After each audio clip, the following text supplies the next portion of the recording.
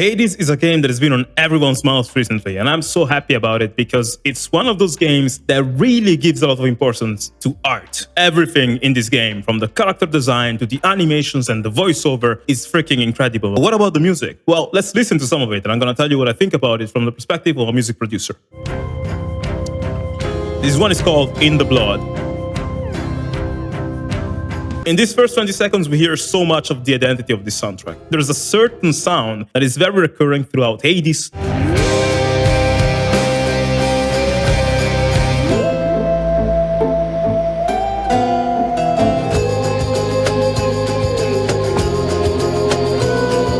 The instrument kind of sounds like a theremin, but it might be a synthesizer trying to sound like a theremin. The vibrato, woo, which kind of reminds you of like, I don't know, funny horror music from video games with ghosts, like Luigi's Mansion or something. But in this case, I don't think that's the vibe Darren Korb wanted to create. He might be a bit inspired by the band Radiohead. If this is inspired by Radiohead, then to me it doesn't sound like Darren wanted to create like the sense of, oh, funny ghosts outside, but rather with his instruments, he wants to represent the inner anxiety of Zagreus, which haunts him like a ghost. And that's why it permeates throughout Hades, I think. I don't know. That's Ashley Barrett, I think, which sang also on other Supergiant games like Bastion or Transistor, I think. She's so good. While the brass, like the bass trombone there, that was Austin Wintory's writing. And this is Darren singing.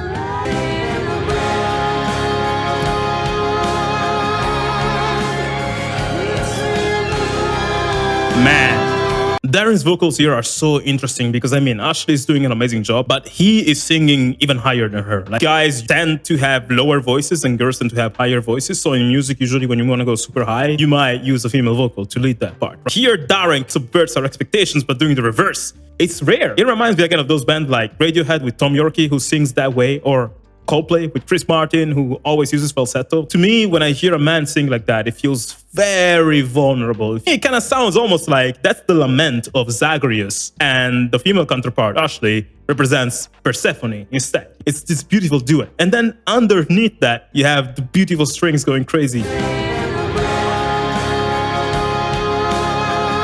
That's, my God. Wow.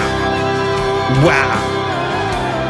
That right there is the writing of composer Austin Wintory, who's the composer for Journey, Abzu, and The Pathless. And he took part in this track by writing the orchestration underneath. And the result is amazing because to me, that sort of dissonance, damn,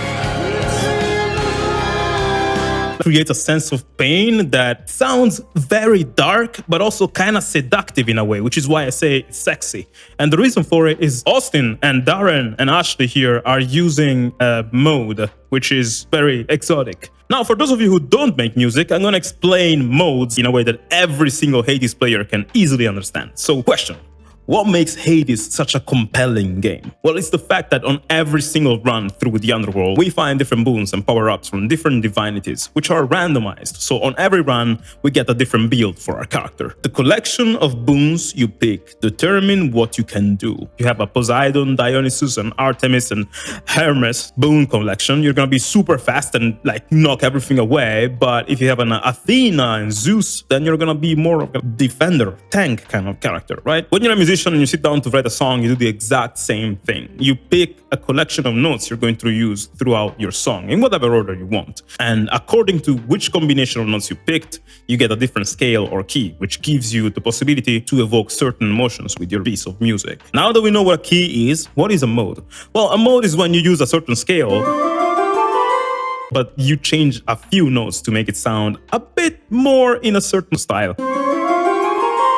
And you guessed it, the second example there, the Standard Egyptian, is the mode that Ashley, Darren, and Austin are using in the Blood. It evokes that sort of like, I don't know, Latin lover kind of vibe, which makes me think, what would it sound like if it had a Spanish guitar?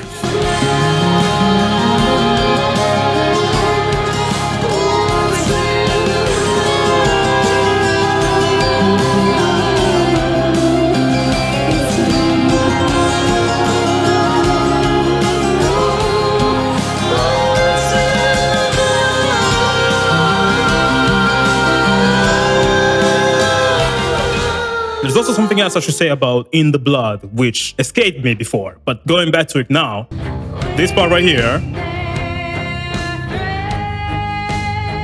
right now,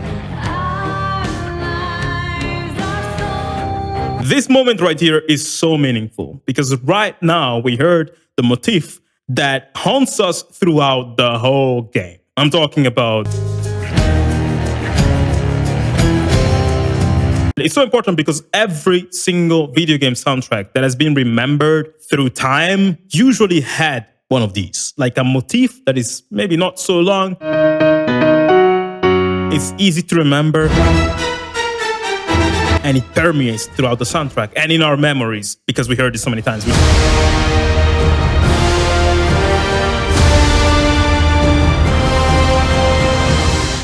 In this case, this sounds freaking menacing. Like if we turn it into, I don't know, Bloodborne music, you would notice.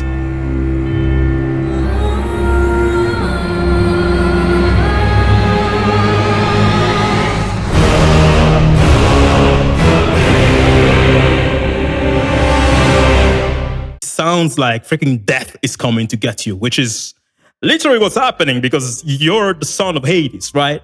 The reason why I say this motif is so powerful though, besides the fact that it sounds so crazy when you turn it into Bloodborne, is the fact that melodically it represents exactly what is happening.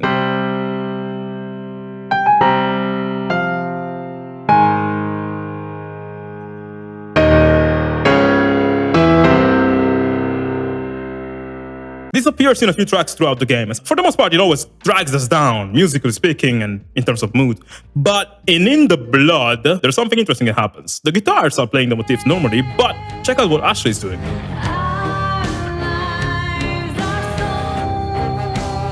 So if that theme wants to drag us down back to the underworld, Ashley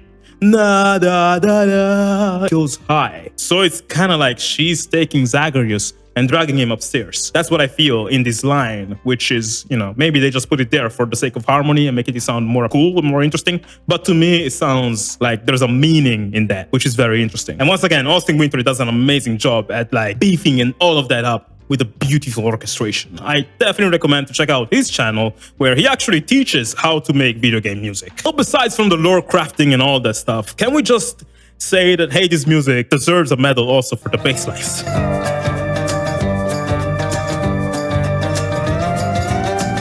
In Hades, when you enter a chamber, usually the music evolves as the fighting goes. And then at the end of the fighting, when you kill all the monsters, what you hear is just the bass line. I mean, that's a freaking pro move because I have to say, Hades music sounds freaking funky. When you enhance the bass lines in these soundtracks, this is what you get.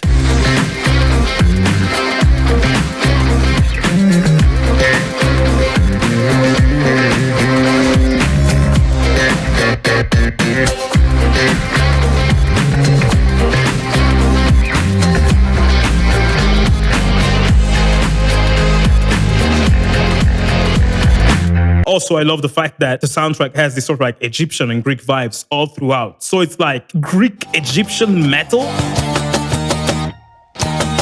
It's right here, freaking slaps. Man. The time signature changes and everything. It sounds so fucking aggressive and unpredictable, like violent guitars coming at you from every corner, which reminds us of what? Well, obviously, of Doom. And if you think I'm crazy, well, the YouTuber and composer Geoffrey Day actually made a Doom arrangement of this Hades soundtrack, which sounds like this.